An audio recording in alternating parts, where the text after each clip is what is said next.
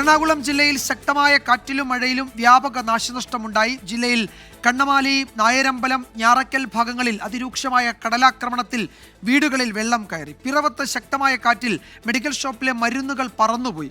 ജില്ലയുടെ പല ഭാഗങ്ങളിലും ശക്തമായ കാറ്റിൽ മരങ്ങൾ കടപുഴകി വീണു.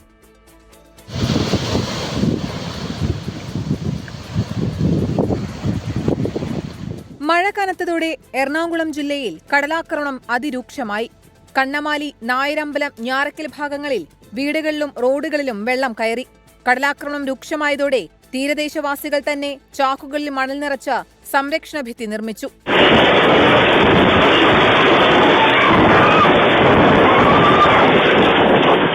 എറണാകുളം പിറവത്ത് വീടിന്റെയും കടകളുടെയും മേൽക്കൂരകളും പരസ്യ ബോർഡുകളും റോഡിലേക്ക് പതിച്ചു. മെഡിക്കൽ ഷോപ്പിലെ മരുന്നുകളും മറ്റും പറന്നുപോയി. കടവന്ത്ര മാവേലി റോഡിൽ 3 വാഹനങ്ങളിലേക്ക് മരം വീണു.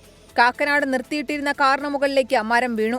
കാക്കനാട് പള്ളിക്കര മനക്കക്കടവ് റോഡിൽ മരം റോഡിലേക്ക് കടപുഴകി വീണ ഗതാഗത തടസ്സമുണ്ടായി. കഴിഞ്ഞ 6 ദിവസമായി തുടരുന്ന ശക്തമായ കാറ്റിലും മഴയിലും എറണാകുളം ജില്ലയിൽ 179 വീടുകൾ ഭാഗികമായും 3 വീടുകൾ പൂർണ്ണമായും തകർന്നു. ജലനിരപ്പ് ഉയർന്നതോടെ ഭൂതത്താൻകെട്ട് ഡാമിന്റെ മുഴുവൻ ഷട്ടറുകളും തുറന്നു. പെരിയാറിന്റെ തീരത്തുള്ളവർക്ക് ജാഗ്രതാ നിർദ്ദേശം നൽകി. കോട്ടയം ജില്ലയുടെ താഴ്ന്ന പ്രദേശങ്ങളിൽ നിന്ന് വെള്ളം ഇറങ്ങുന്നില്ല. തിരുവാർ, ഐമനം, മണിപ്പുഴ, ചെങ്ങളം എന്നിവിടങ്ങളിൽ വെള്ളം കെട്ടിനിൽക്കുകയാണ്. കോട്ടയം കുമരകം റോഡിൽ പലയിടത്തും നിരവധി വീടുകളിൽ വെള്ളം കയറി. ശക്തമായ കാറ്റിൽ വൈക്കം മഹാദേവ ക്ഷേത്രത്തിലെ ഭീമനാൽമരം നിലം പൊത്തി. രാവിലെ തിരക്ക് കുറവായതിനാലും തറയ്ക്ക് സമീപം ഭക്തരില്ലാതിരുന്നതിനാലും വൻ അപകടമൊഴിവായി. 24 കൊച്ചി.